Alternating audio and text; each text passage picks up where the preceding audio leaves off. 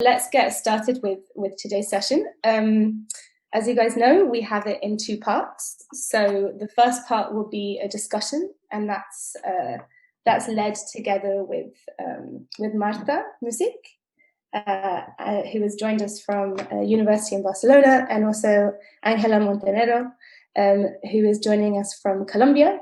They'll be introducing themselves a little bit later, and we're looking at grassroots feminism and decolonial approaches. And we really have this fantastic opportunity to be able to discuss the theory of what decolonial feminism is, how feminist approaches and the pluriverse, which we'll go into what that means a little bit later, but economic alternatives are helping us to build resilient and sustainable communities, whilst also understanding and learning from the Colombian perspective in the Serranía de las Paraguas, how it is that they're working with these perspectives actively with Afro-Colombian, indigenous and peasant groups. We're hoping for a really full and rich discussion. And also we have Men Alliance as part of this symposium, which is fantastic, and hoping to really bring in that male and masculinities side of the discussion, and how we can work together, both with in gender in all of its diversity, to look at how we can create more resilient and sustainable communities.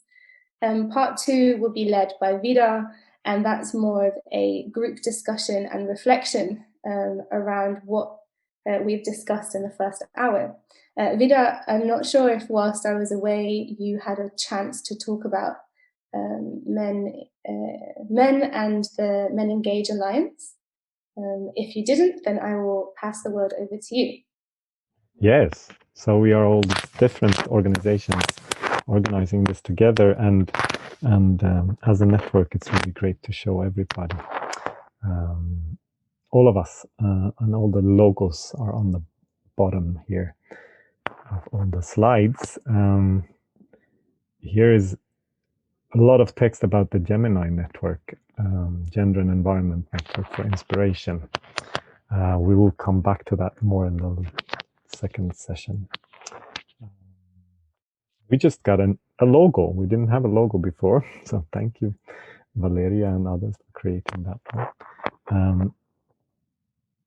I will go to Men Engage Network.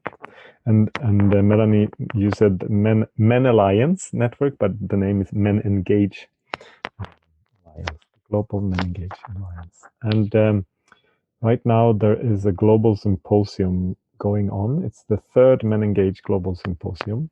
There was one in 2014 in Delhi and one in 2008 or 9 in Brazil, gathering all the members of the Men Engage Global Alliance, which consists of more than 700 different organizations globally who work with engaging boys and men for gender equality.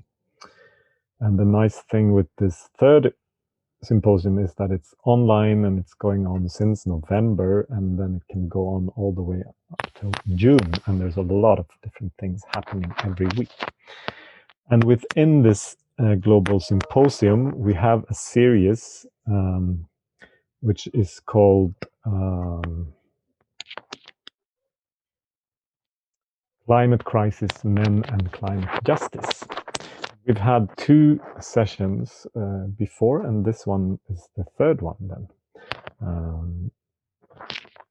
And there are others to come, so save the dates. The idea is that it will build up to the last session in June, where we will form a Men Engage working group for climate justice, because the Men Engage Global Alliance has been focusing mainly on men's violence against women, and we are looking at how to expand that work to become it has been a lot of focus on individual men, on groups of men, and it's very important and it works, but we want to expand it to become more political and also include other things that the feminist agenda is trying to change, and structural change, and climate and environment being one important area that we are wanting to include more. And therefore it's so important to listen to the speakers of today. So the Men Engage Alliance and MEN, the Swedish organization MEN for Gender Equality that I represent, we are not speakers at this event. We are here to listen and learn. And then we will reflect together in the second session. And maybe there we will also, of course, contribute with our perspectives. But we saw a very important point in having this third session as a listening and learning session. That is part of the work with men, to practice listening and accountability to the feminist women and girls leaders. Yes, I think that's enough for now about that. Wonderful. Okay, so let's get started with today's session. Sorry, Vidar, have you finished? Yeah. Yes. You want to have the agenda now? Yes, please. So just a little bit about the agenda for today's session. So introduction, which we've already done. Now we're going into the learn part. And there are three kind of main questions that we're hoping to unpack and look into in this part. So unpacking decolonial feminism in theory and practice. What economic alternatives do we have, if any? And how has the crisis impacted women, and what responses have we seen? So not just COVID as a crisis in and of itself, but also looking at the climate crisis and responses to that. And then we will have a break. Oh, before the break, we have asking time. So time for questions and answers, in which we really encourage participants to ask questions. Feel free to unmute yourself and show your video and have it as if we're in the same room, even though we're from all over the world. And then we have a break. And then we will go into part 2, which is the reflections, networking, and next steps.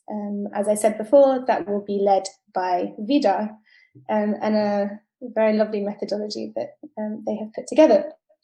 So without further ado, I will introduce our speakers. So we have Marta Music, and we have Angela Montenegro. So I believe Angela has a presentation that she would like to share, and some photos from her organization, and she'll explain to us a bit about who she is, what the organization does, and a little bit of her background story that has led her here today, working and discussing gender decolonization and ways of living differently. Entonces, bienvenida, Ángela. Buenos días. Melanie, voy a quitar la cámara porque se dificulta la señal. ¿Sí me escuchan? Sí, Melanie? Sí, te escuchamos. We can hear you. Muy bueno. Bueno. Antes que comiences, Melanie, tú... un segundo. Sí, to those of you, if you are only hearing Spanish and you want to hear English, please make sure that you select the globe at the bottom of the page on Zoom and select English for translation. Otherwise, you will hear English and then Spanish, but no translation. If you're having any trouble with that, just write in the chat and our tech support will explain how to do that. Ángela, ¿vas a compartir tu pantalla o quieres que yo lo haga? Sí. Tú me puedes, Melanie, voy a iniciar con una poesía. ¿Tú puedes pasar las imágenes mientras yo leo esta poesía? So I'm going to share my screen and Angela has a poem to share with us. Angela, please go ahead. Adelante. Me niego rotundamente a negar mi voz, mi sangre y mi piel. Y me niego rotundamente a dejar de ser yo, a dejar de sentirme bien. Cuando miro tu rostro en el espejo, con mi boca rotundamente grande y mi nariz rotundamente hermosa y mis dientes rotundamente hermosos y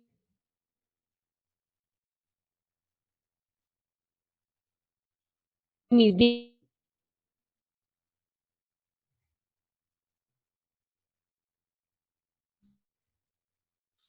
que temen de los que lloran, porque y me niego categóricamente, mi acento, absolutamente, a hacer de que lloran, porque me acepto rotundamente negra, rotundamente hermosa. Esta relatoría, muy buenos días a todos y a todas, con una poesía de Shirley Campbell, rotundamente negra. Y con esto para iniciar un poco el tema de la descolonización con el yo. Melanie, voy a compartir mi pantalla. Relatoría de la corpografía de la mujer rural situada en la Pachamama. La colonialidad es una herida abierta que se plasma en los cuerpos como una marca indisoluble. Una estética situada y liberadora permite romper con el legado de victimización y violencia, el denominado giro decolonial.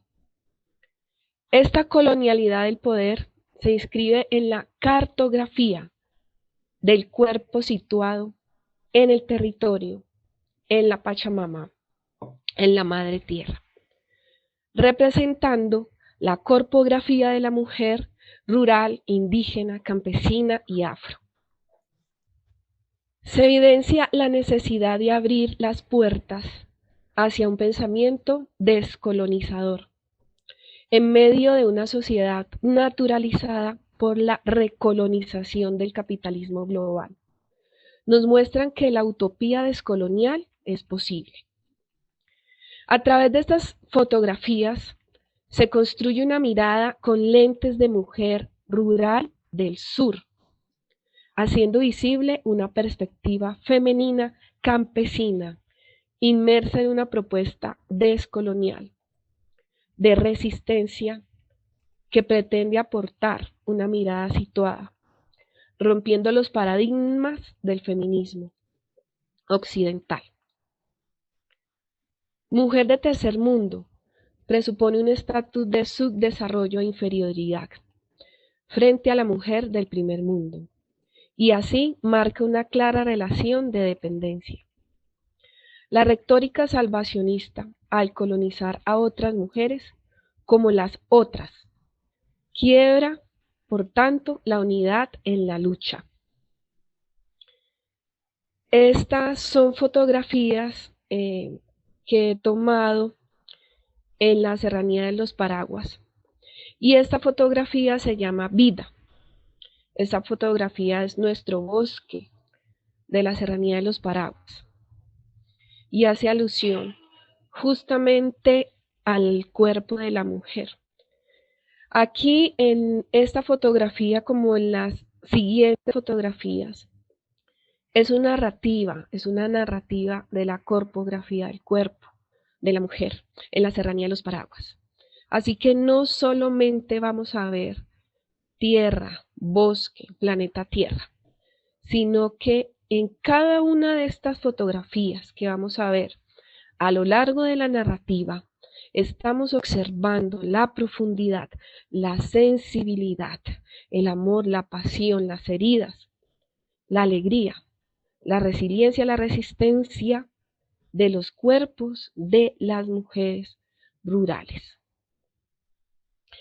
En las siguientes fotografías se trata de romper con un hilo conductor de la relatoría salvacionista del feminismo en los sures, por medio de la construcción de un mapa descolonial de la praxis feminista, es decir, un tercer feminismo, como lo llama la autora Karina Vidaseca, el cual se trata de establecer una serie de rupturas epistémicas que se basan en el cuestionamiento de la noción monolítica de una mujer. Ángela, De esta forma, sí señora. perdona, que solamente vemos una foto. No sé si vas cambiando Sí, las fotos. yo la voy cambiando a través que avanzo. Ah, porque no ha cambiado desde la primera. Listo, ya voy a cambiarla. Ok, perfecto. Se trata de establecer una serie de rupturas epistémicas que se basan en el cuestionamiento de la noción monolítica de una mujer. De esta forma, a través de las imágenes fotográficas del territorio, se propone visibilizar una concepción simbólica de la feminidad de la mujer campesina, mostrando su vinculación vital con el territorio, con la Pachamama, y permitimos entrever conexiones y correlaciones más allá de las estructuras de pensamientos de dominación colonial. Esta imagen se llama Desarrollo, monocultivo de aguacate, oro verde. Entendemos a la Pachamama, a la Mapu, como un todo, que va más allá de la naturaleza visible, que va más allá de los planetas, que contiene a la vida, las relaciones establecidas entre los seres con vida, sus energías, sus necesidades y sus deseos. Denunciamos que la comprensión de Pachamama como sinónimo de madre tierra es reduccionista y machista, que hace referencia solamente a la fertilidad para tener a las mujeres y a la Pachamama a su arbitrio patriarcal.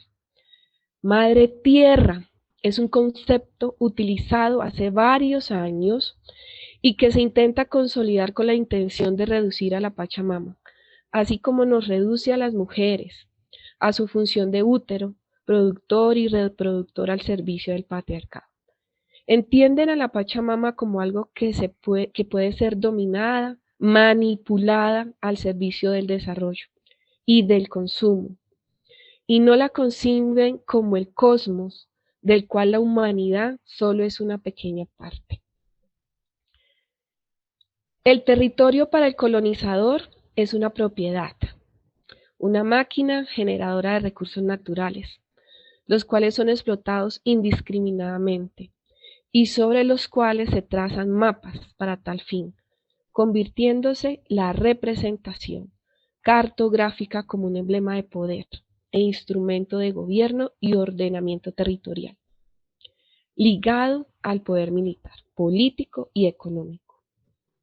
Es decir, en todo tiempo, el hecho de disponer de un mapa en un territorio facilita al ejercer el poder sobre él mismo.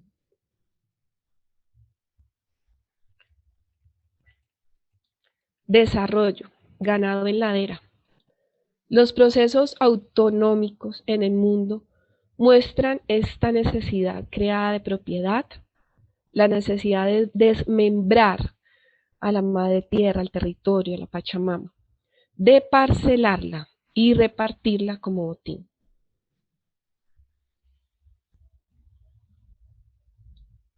Desarrollo, monocultivo de aguacate, oro verde. Para las comunidades indígenas, la relación con la Pachamama es concebida como una relación recíproca y no de propiedad. La gente es parte de la tierra y de la Pachamama, no es propiedad de nadie. Ella es propia de sí misma, y a la vez es nuestra madre.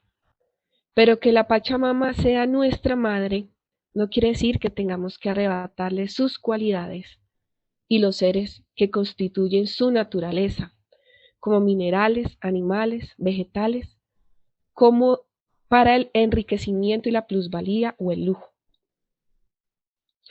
Una cosa es que la Pachamama nos sostenga y nos contenga, que esté dispuesta o tenga la potencialidad para nuestra alimentación, creaciones y recreación, y otra que sea derecho y propiedad del ser humano, explotarla, comprarla, venderla, enajenarla o depredarla.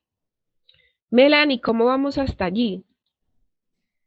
Creo que es un relato muy bonito, pero tenemos que cambiar ahora para seguir con la introducción de Marta. Entonces, si podrías explicar un poquito sobre quién tú eres, un poquito sobre tu organización, como un minuto, y luego lo pasamos a Marta para que ella se introduzca Y que luego pueda... sigo.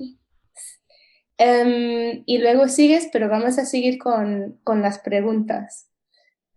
Si quieres, listo. Si quieres, trato de terminar lo más pronto posible ¿Sí? para... Sí, Sí, muy y ya bien. sigo, y para que no quede corto. Ok. Listo. Lo mismo con las mujeres. Una cosa es que tengamos la capacidad de parir y otra que sea obligación o prohibición.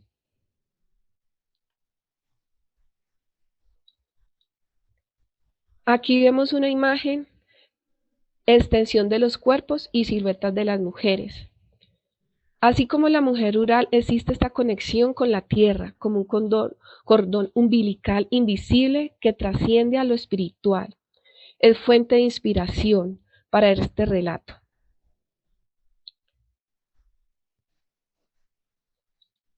Extensión de los cuerpos y siluetas de las mujeres rurales en la Pachamama.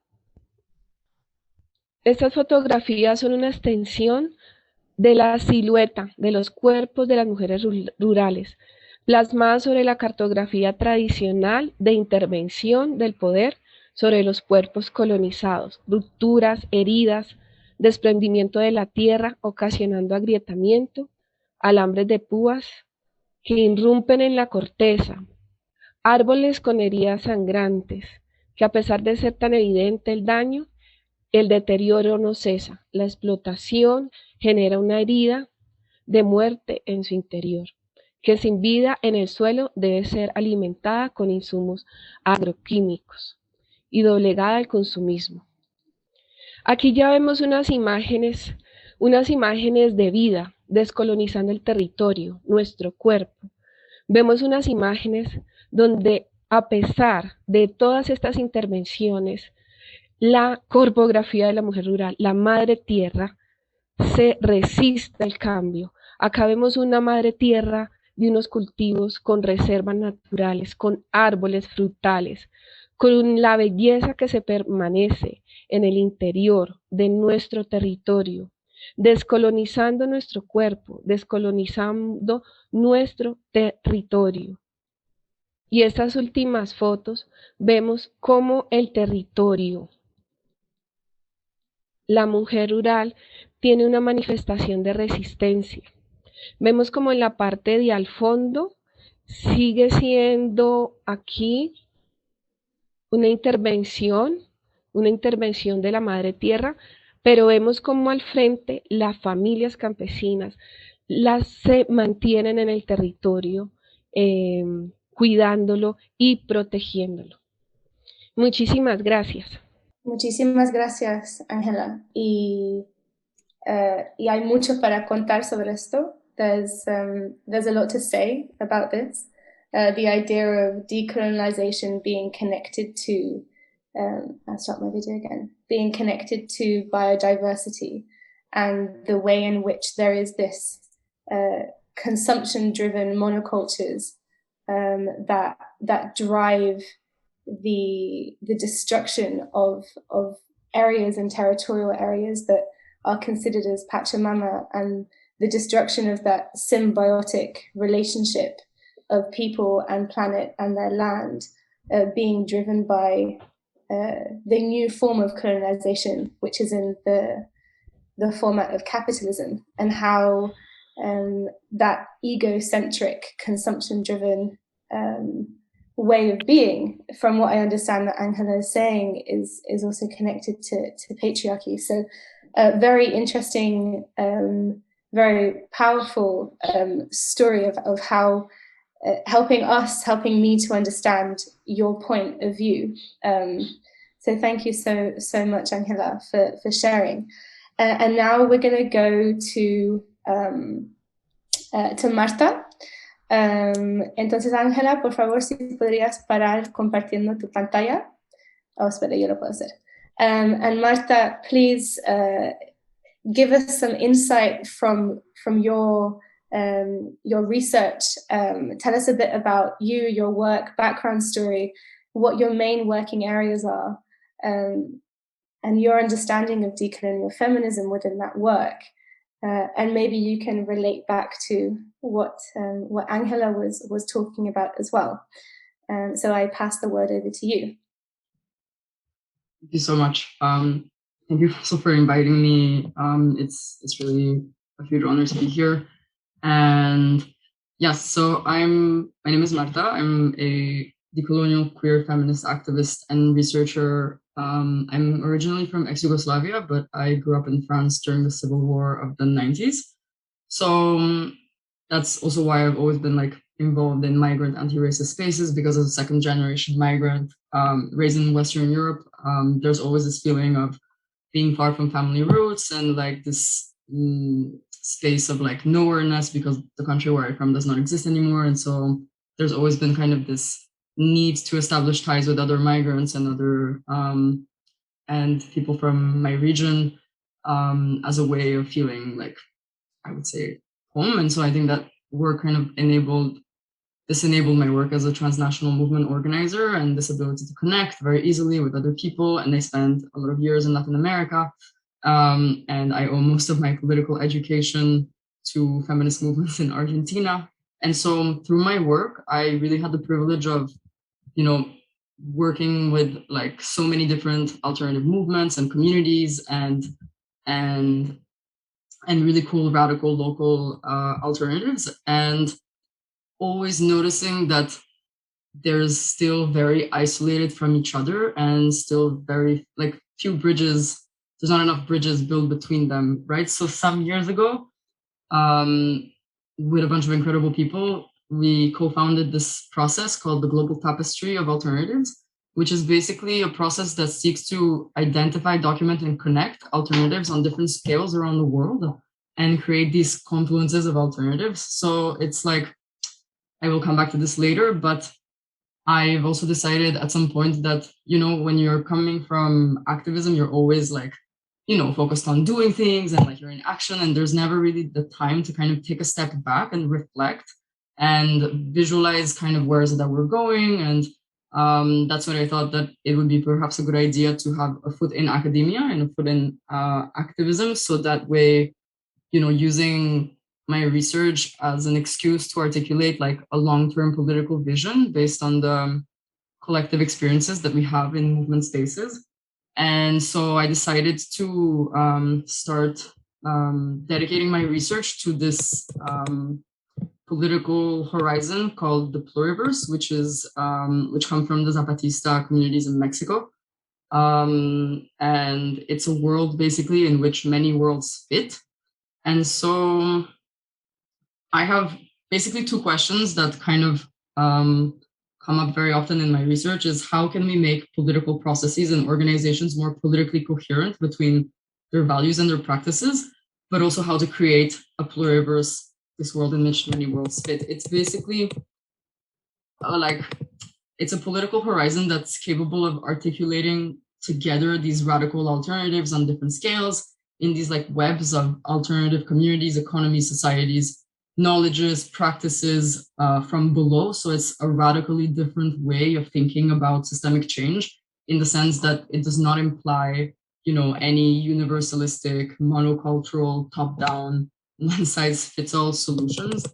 And obviously, when you're engaging with these ideas of the pluriverse as part of academic research, but also in practice, and you're weaving all these different alternatives together in people, like all these alternatives are very context specific and they're place based and they originate from different cultural, political, social traditions. And so one of the biggest concerns is how do you approach the pluriverse in theory and in practice in an ethical, politically coherent way that kind of respects the historical, geographical, cultural, epistemic, and ontological specificities of all these different worlds that we're trying to bring together.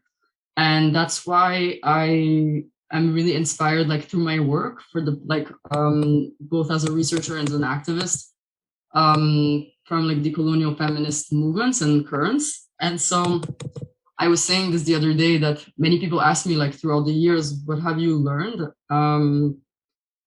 through your research? And I always reply to them, it's more about the things that I have unlearned through my research. And I really owe this to decolonial feminisms who taught me, for example, how to challenge Eurocentrism and Western rationality.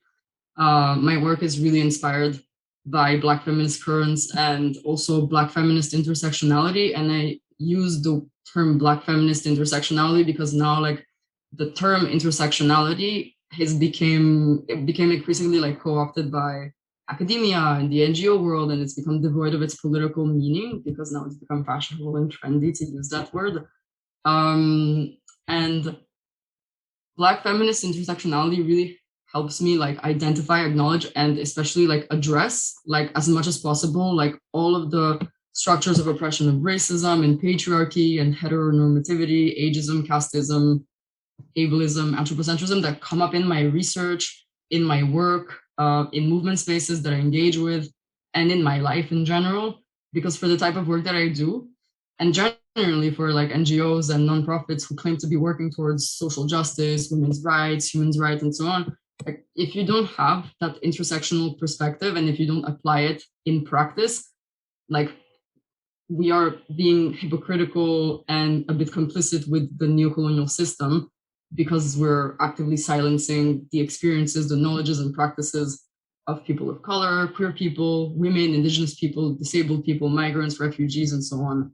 And so decolonial feminism also taught me about the importance of speaking from my incarnated knowledge and recognizing how my normative thinking is produced and is reproduced and is shaped by colonial differences and my privileges. And so, and I say this, you know, as a privileged white person working in academia in a Eurocentric knowledge structure, which is ethically and politically very problematic for the kind of work that I do, but I have to find a way around that, right? And so I think that speaking from where we stand is really important because it prevents us from speaking for others, which we have a tendency of doing so in academia and development NGOs. And it's like hugely problematic because it's paternalistic and it's dehumanizing and it's extractivist.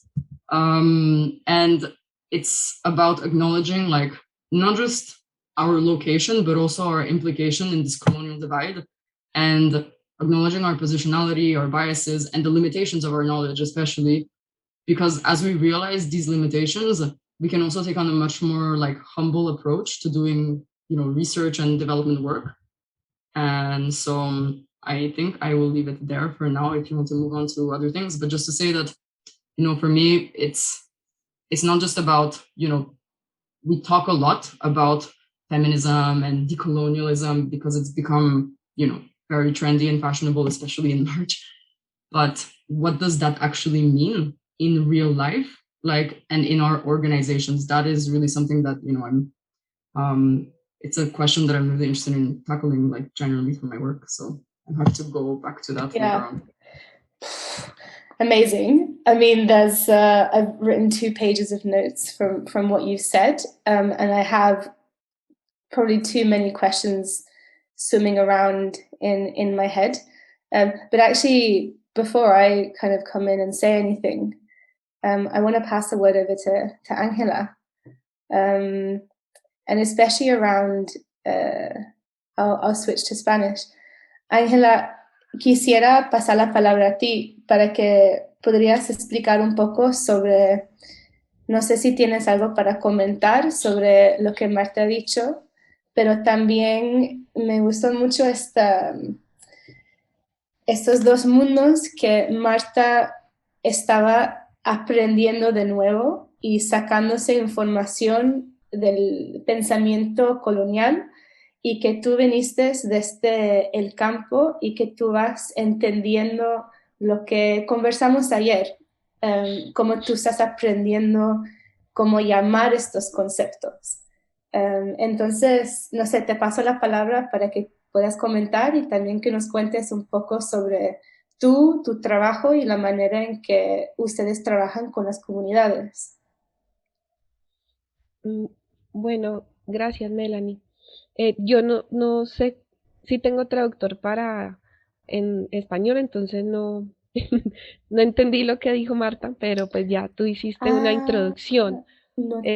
Entonces, con lo que tú acabas de decir, pues voy a responder. Ok. ¿Sí? Sí, Lo siento. mira, ella no está bien, es porque tenías que cambiar en tu pantalla, Ok, tienes una perdón. interpretación y ahí te Ujú. enseña y te dice que puedes cambiar a español y ahí vas a tener Que, traducción de inglés a español. ok, ok. Entonces, en tu Bueno. pantalla de Zoom, ahí al ladito del botón rojo, hay tres puntos y al lado de eso hay como un Ujú. globo. Y ahí si lo tocas y seleccionas español, ahí vas a poder mejor escuchar lo que hemos dicho. Y perdón que no te había preguntado esto anteriormente, pensé que lo habías hecho. Pero te doy un poquito, Eh, ujú. ya, pero te paso la palabra. Sí, yo no encuentro eso, pero bueno, ahorita sigo revisando. Eh, sí, me ibas a decir algo, Melanie, disculpa. No, por favor. Te digo un poquito sobre lo que Marta estaba diciendo y esto es básicamente la conversación que nosotros hemos tenido, que cómo podemos tener más entendimiento nosotros blancos aquí en Europa, en nuestras organizaciones, tratando de trabajar con el decolonialismo, pero que nosotros realmente estamos dentro de nuestra propia perspectiva y que nosotros estamos viviendo con los valores de decolonialismo, pero en práctica realmente seguimos haciendo las prácticas que causan daño y el colonialismo a otra gente que están fuera de nuestro universo.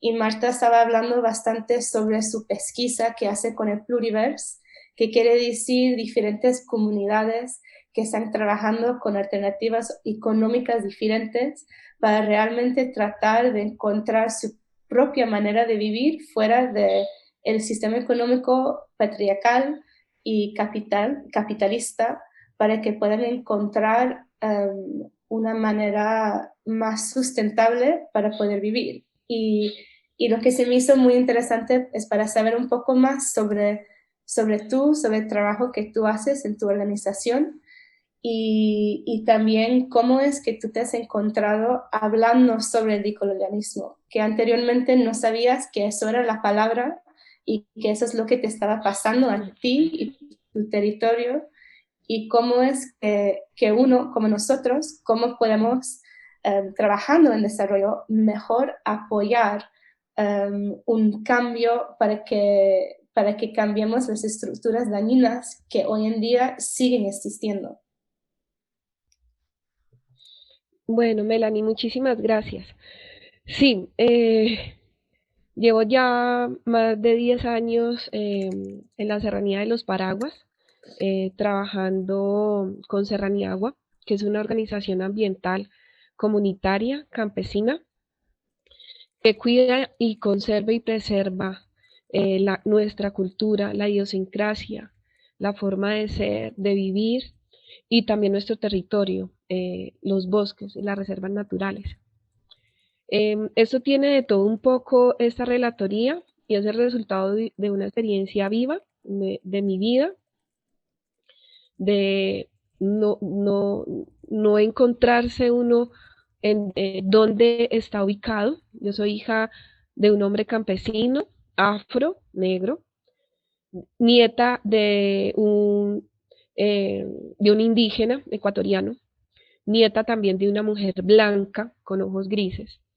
Entonces he crecido en una biodiversidad de culturas, pero cuando salgo afuera hay grupos afro, grupos indígenas, están los blancos, y finalmente soy mestiza y como que no se ubica uno de donde, de donde hace parte, pero siempre entendí que hacemos parte de todo. A través del tiempo, en el camino de la vida y en el camino con Tierra del Futuro, con Francis Jordan, me encuentro a Adriana Tovar, que es una mujer grandiosa y que me habla, me habla de la academia, ¿no? Me habla de la academia, de Clapso, de que investigara, que es chévere el tema de la formación. Y la escuché e ingresé en una formación, una especialización que se llama Epistemología del Sur. Y haciendo esta especialización empecé a ver mi territorio con otros lentes, con otros lentes y a ponerle palabras y sentires a lo que hacemos, ¿no? Entonces conservamos, resistimos al cambio, eh, conservamos nuestro territorio, nos reunimos nosotras las mujeres a hablar, a charlar, a conversar, a desahogarnos, a tratar de entender la situación local, a tratar de buscar alternativas, eh, entendiendo que hay intervenciones en nuestros territorios donde de unas personas externas que nos quieren ayudar, que quieren lo mejor tal vez para nosotros, otras no, obviamente, pero con una mirada de afuera, ¿no? Entonces, digamos, todas estas palabras y esta relatoría de hoy es un trabajo que está en proceso para mí, esto es una muestra de un trabajo que estoy haciendo actualmente con la especialización y es muy agradable encontrarse que hay mucha gente que está trabajando en la descolonización y es muy agradable encontrar de que nosotros lo estamos haciendo, pero no sabía que era descolonización, no Y sabía, digamos, que eso obedecía a ese término, ¿no? sí, Entonces una encuentro que pregunta, perdón, ¿nos uh podrías -huh. dar un ejemplo concreto de cuando dices esto es lo que hacemos? ¿Nos podrías dar un ejemplo de lo que eso es? Sí, claro. Nosotros trabajamos en el territorio con familias campesinas, ¿no? Y es precisamente escucharnos, escucharnos y sentirnos, ¿no? Sentirnos como seres humanos y sentir que hacemos parte de este territorio, de esta madre tierra, o sea, que no somos algo aparte.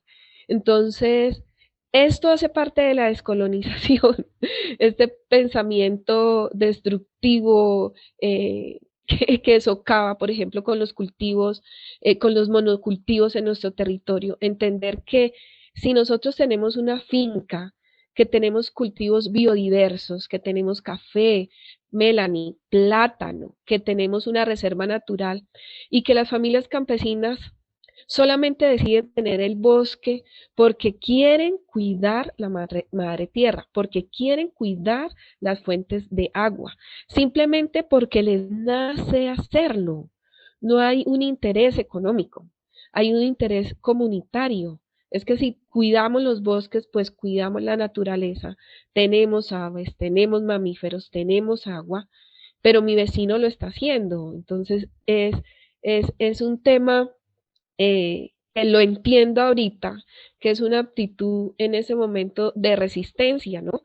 Porque familias venden fincas por cualquier peso, por esta nueva, pues por esta teoría del desarrollo, del lujo, de la modernidad, pero cuando entendemos, trabajando desde el interior de las comunidades y ponemos en una balanza cuál es la verdadera riqueza.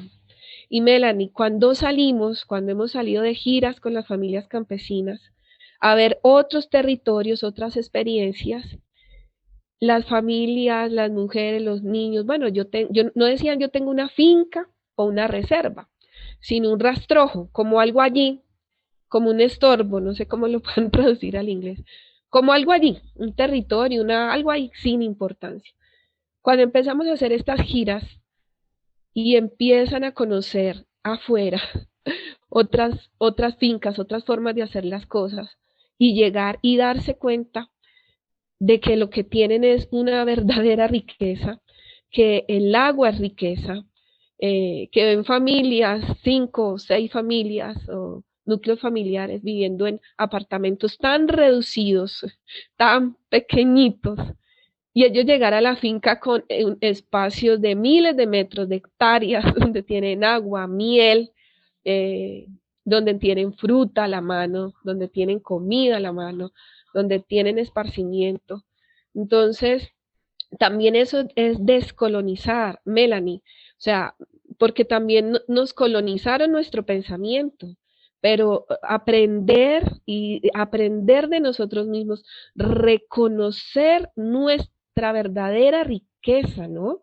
La paz, la fraternidad, encontrarse con las familias y hacer una reunión solamente para charlar, tejer, ayudar al vecino, es decir, hacer mingas. No tenemos recursos, la red de mujeres tiene 10 años y nunca tenemos recursos. Entonces nos reunimos y todas aportamos alimentos. Entonces, eso es descolonizar también nuestro pensamiento, ¿no? Porque eso es nuestro territorio también, nuestra mente, nuestro espíritu, nuestro cuerpo y nuestra tierra. Todo eso va conectado, ¿no?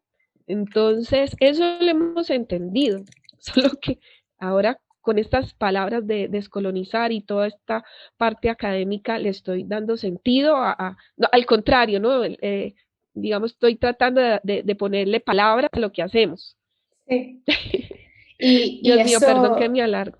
no, por favor, no digas perdón porque para mí es súper fascinante y lo encuentro tan interesante esa idea de tener la mente y los pensamientos colonializados. Perdón que no lo dije bien en español, pero eso y que el decolonialismo comienza con escuchando, con reconociendo la verdadera riqueza de la cultura de la propia gente y también de nuestra parte, de mi parte, de la parte, creo que Marta también lo había mencionado, que nosotros mismos tenemos europeos blancos, gente que son colonial todavía en su manera de actuar, de la manera de realmente profitar por el sistema capitalista, para que nosotros podamos reconocer cómo es que la mente de otros, de estos territorios donde trabajamos como organizaciones de desarrollo, que la gente con quien trabajamos pueden tener pensamientos colonizados. Y eso es algo que realmente uno, en mi opinión, se tiene que recordar siempre. Porque, por ejemplo, esta sesión, ese seminario, era muy difícil para encontrar gente como usted, Ángela, y para otros que trabajan con comunidades y con el decolonialismo, para sentirse bienvenidos a este espacio. Y eso, encontrar y dar el espacio para permitir personas mismas encontrar su propia voz, pero al mismo tiempo poner las palabras de colonialismo para que uno pueda entender lo que está pasando a sus mentes, sus cuerpos, sus territorios. Eso es algo muy, muy interesante. Y Marta, te paso a ti la palabra, a lo mejor tienes algo para comentar en esto y tal vez podríamos hablar un poquito más sobre el poder económico y el pluriverso y las alternativas económicas que tú has visto en tu pesquisa y en tu trabajo. Sí, entonces te lo paso. Gracias, buenísimo. Voy a tratar de hablar en español entonces.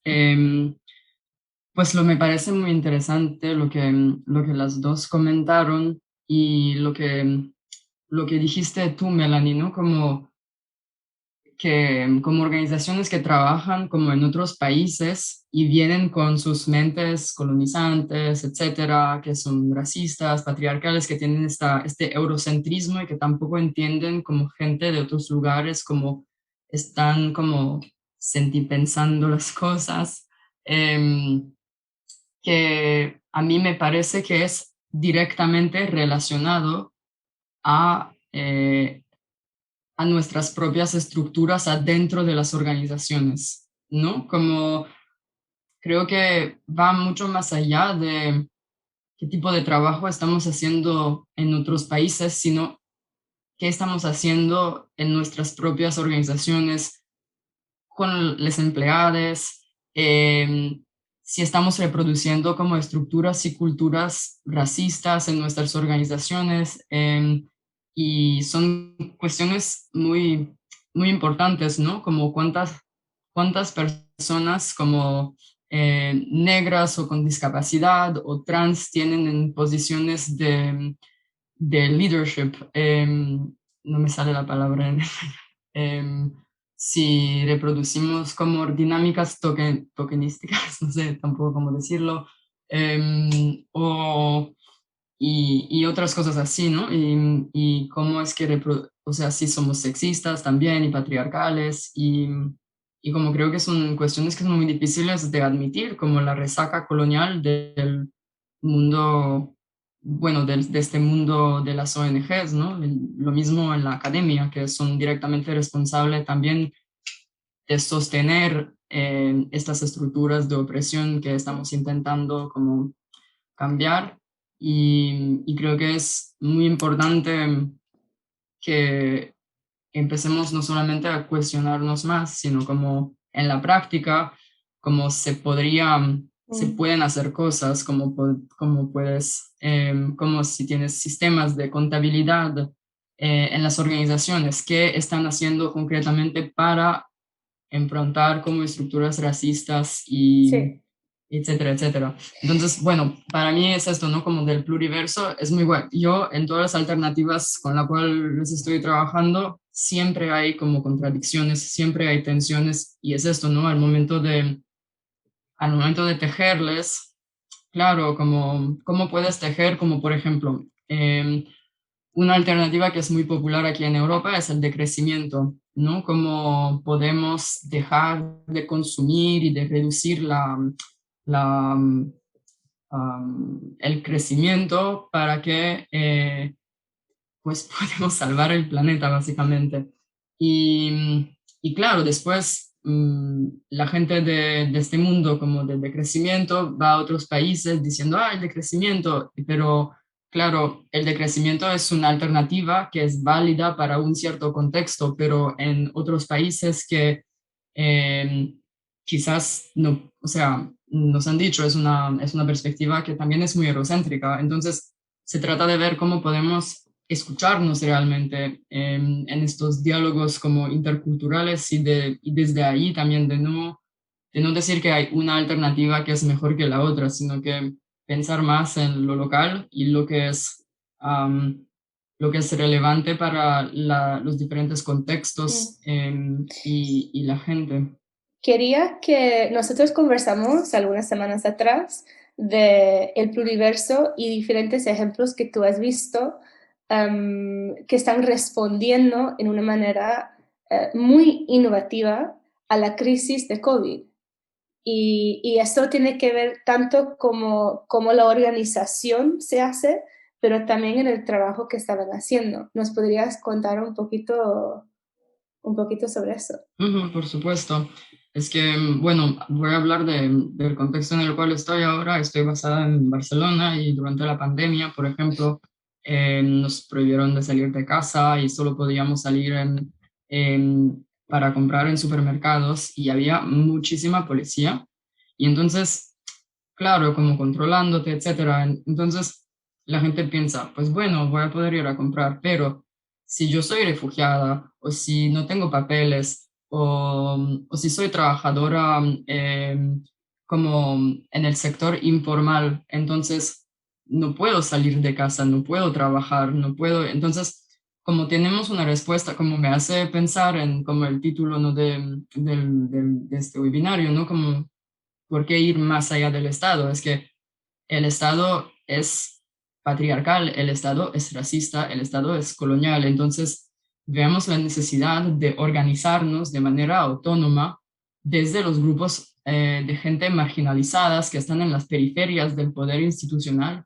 Y, por ejemplo, aquí en Barcelona se montó una red que se llama la Red de Cuidados Antiracistas, que era un tipo de banco alimentario que literalmente se movía por la ciudad y como brindando como comida a las personas que literalmente no podían salir de casa por miedo de ser expulsada del país o que gente que no podía trabajar, como trabajadoras sexuales también, y inmigrantes, refugiados, etcétera. Entonces, como y creo que es un ejemplo muy potente porque es una red antirracista y es explícitamente antirracista en lo que dice y también en lo que hace. Y como hay un mogollón de estas iniciativas que se están organizando, lo que es muy relevante para el pluriverso es esto, es cómo podemos seguir como fortaleciendo estas alternativas que surgen de estas luchas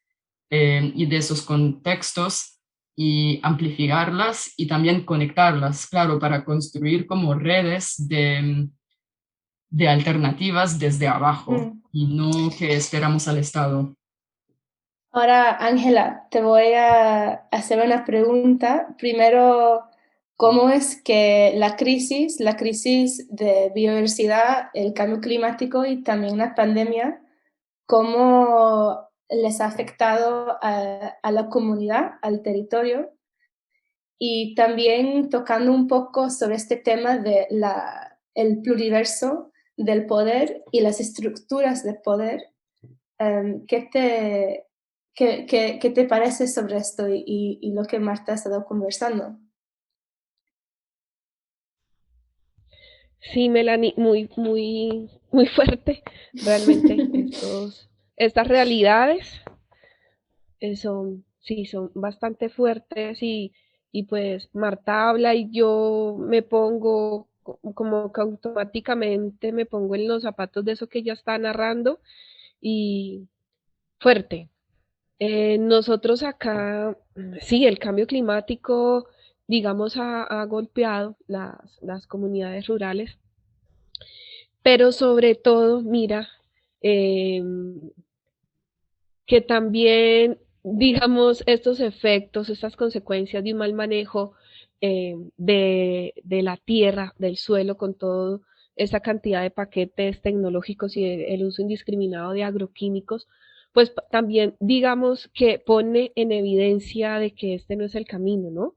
Eh, cuando las alternativas y cuando se ven los ejemplos de las fincas que tenemos en el territorio, ¿no? Las fincas que son manejadas por insumos agroquímicos y cómo han sido, digamos, tan afectadas por el cambio climático, pero entonces están las fincas agroecológicas, las fincas que tienen reservas naturales, que tienen bosques, pues realmente han sido resilientes al cambio climático. Entonces, digamos que tenemos la experiencia viva, realmente que no es un tema teórico, ni vamos a llegarle a un campesino, a una familia campesina con un libro, ¿cierto? O con un póster diciéndole, bueno, no use agroquímicos porque esto es malo, sino que es que lo están viviendo en carne propia. O sea, los ejemplos están latentes. Se va por la carretera a caballo o en moto y están viendo cómo una finca solamente con un solo cultivo, que puede ser café, plátano, solamente con un solo cultivo, sin bosque, sin reserva, pues está bastante golpeado hasta llegar al punto de la quiebra. Entonces, es como nos agarramos de esas experiencias vivas para efectivamente decir es que esta es la alternativa y la respuesta realmente no está afuera, sino en sus prácticas culturales. Eso por un lado. Por lo otro, la emergencia y el confinamiento. Pues realmente nosotros acá hablando de esta experiencia situada, no lo vivimos con esa crueldad, cierto, y eso tan fuerte, pues como lo narra Marta, sino que justamente lo que se convirtieron las zonas rurales en el país es que volvió justamente los jóvenes y las familias que se van. Hay un tema fuerte que se trabaja en el campo, que es el relevo generacional. Los jóvenes y los niños, justamente en la búsqueda del desarrollo de todo esto, pues se van y en el campo están los viejos. Entonces, ¿qué pasó ahorita? Se quedaron sin trabajo, entonces migraron las familias de las ciudades al campo. Justamente este año, el año del confinamiento, hubo cosecha de café. Hay dificultades para la mano de obra. Este año no hubo dificultades porque las familias estaban trabajando en la finca. En la finca no hay confinamiento, todo sigue normal porque es finca, entonces hay agua, hay frutas y hubo un tema muy fuerte de familias, hubo un tema muy fuerte de reconocer la importancia del territorio, de esto. Acá, digamos, lo privado y los poderosos en nuestro país, políticos y empresas privadas, están comprando tierras que tengan nacimientos de agua al nivel nacional, ¿no? Y acá varias familias, antes, unos meses, semanas del COVID, pues tenían propuestas para vender sus territorios por cualquier peso. Y te estoy hablando a nivel nacional. Justamente pasa esto y pasa un tema de reconocer de que, por Dios, o sea, no puedo vender. O sea, pudimos aguantar y pudimos soportar un confinamiento porque lo que dicen ellos es que ellos no se sentían confinados. O sea, realmente ellos en sus fincas, en sus territorios, no se sintieron así.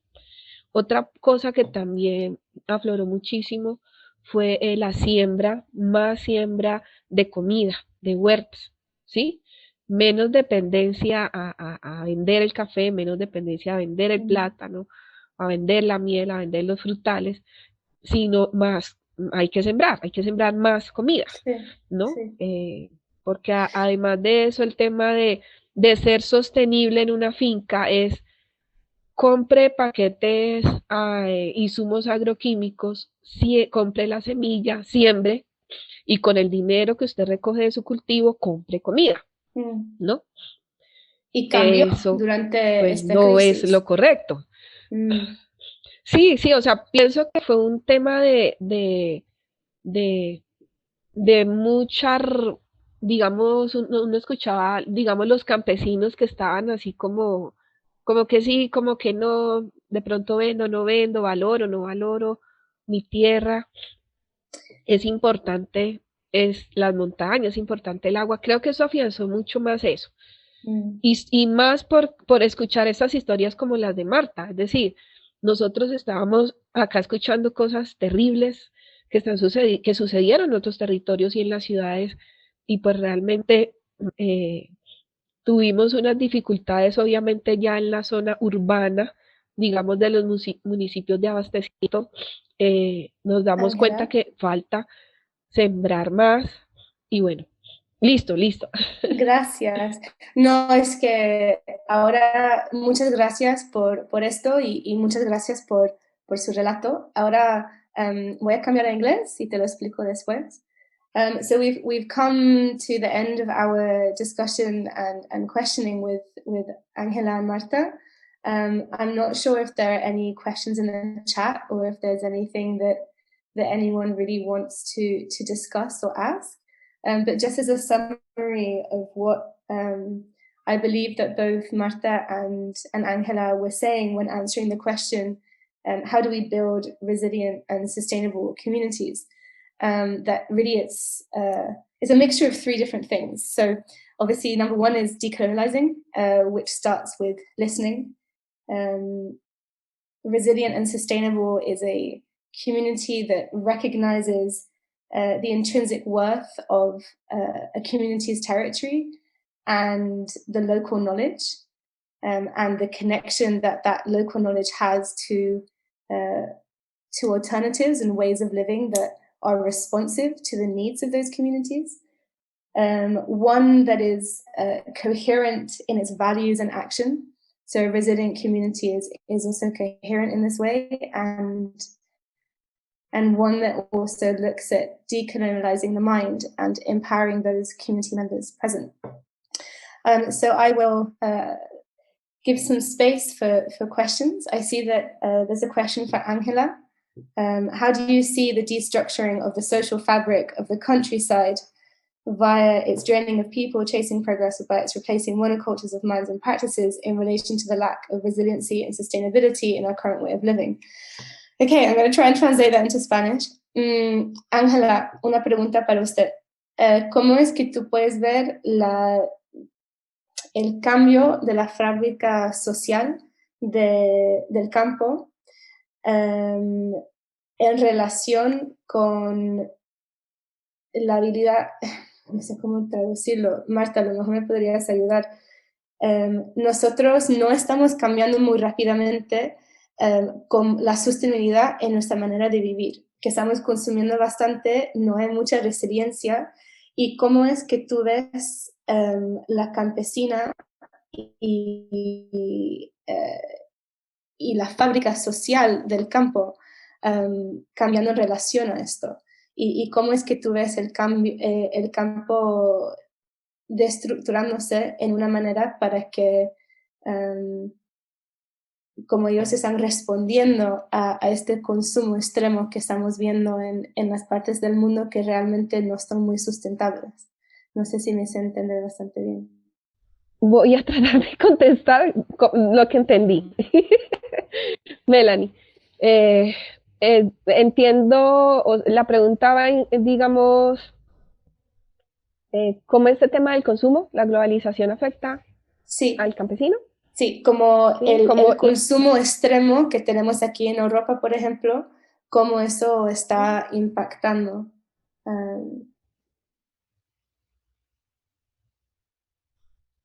Ok. Y tienes un minuto para responder. Perdón.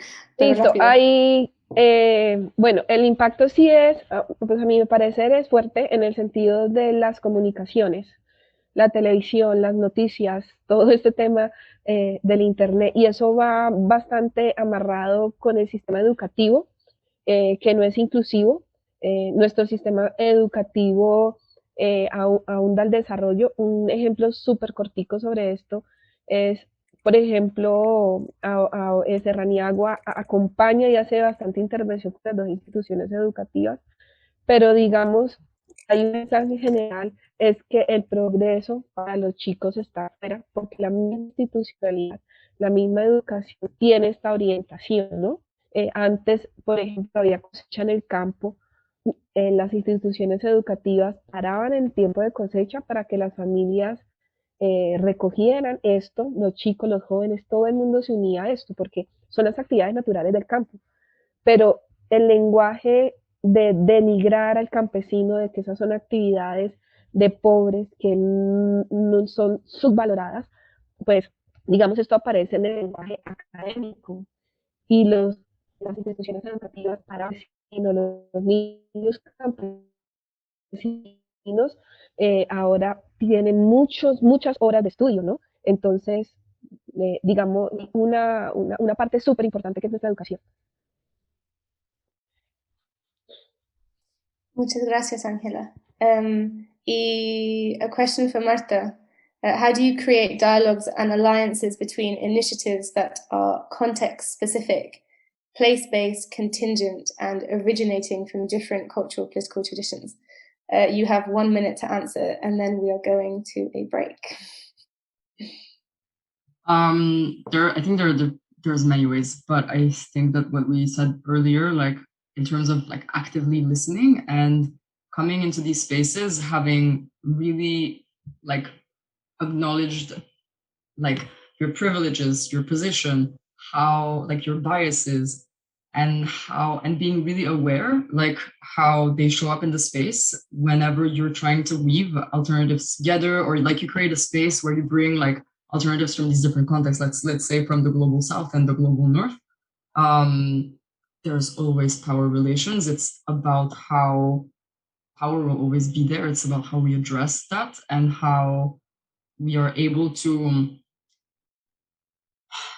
approach each other with respect and consider that there is unity in plurality and diversity, and working with what unites us instead of what is like, because like we're so fragmented, like in terms of like the left and the alternatives, and we always find points where we can diverge. But I think like really working with the what unites us, and be respectful of the differences and try to find ways of accommodating everyone is usually a good place to start in my experience. Awesome. Thank you so much. So thank you so much to Angela and Marta. If you have any more questions, please put them in the chat and we will try and get back to you outside of this session. So right now we're going to have a 5-minute break, and then we will go into the other part of the networking and reflection, which will be led by Vida. Please make sure to change your name to your language, your preferred language. If you click onto the part that says participants, so the little icon that says participants, and then on your name, you'll have a little drop down. So you have one button that says more and another that says mute. If you select more on the drop down, select rename, and then just in front of your name, I will do it right now, just type the language that you would like to be in, because Maybe we're going to put you into breakout groups. The E for English, S for Spanish, or R for Russian. R for Russian. And I would like to invite everyone who knows Russian to write an R, even if you know other languages as well. It's great if the ones of you who know Russian put an R there. Yes. Okay, great. So if you do that during the break, and we'll be back at 15:37. Or like less than 5 minutes. Just go grab, stretch your legs, go to the toilet, and then join us back by 15:35. And if you aren't joining us for this part, thank you so much. This will be recorded and we'll share it on our social media channels. So thank you. We go into breakout rooms we will have 10 minutes. And it's really about sharing and listening to each other one at a time, and not about discussing. We will all be called back after 10 minutes. Yes, have a nice time. We now have only 7 minutes left. So let's use at least 1 minute of those for everyone to write something in the chat. What do I bring with me from this session? Maybe what is my next step as well? You can choose. Please do that now and we can all post it. And we will save the chat as well, and we will include the chat's words into the presentation that can be saved and shared together with this session. I also like to widen the perspective. We are the humans here listening to each other and talking. Angela brought in the images of the earth, and maybe we could even use now 1 minute to write something about if the earth was able to say something. If the earth planet was able to write something in the chat about this session, or something else it would like to tell us, what would it write? And take half a minute to just write something. Thank you very much. Now it's time, so we are ending here. There's so much more that would be nice to talk about, and this is just part of, it's not even the beginning, it's part of a process of work that is ongoing. So we will continue the work, and we will meet again in different ways. Thank you so much, Vidar. And yeah, that was a beautiful question to end with. So thank you to all of our panelists, to Men Alliance, to Men, to all the participants. Thank you for your time and your feedback and your thoughts.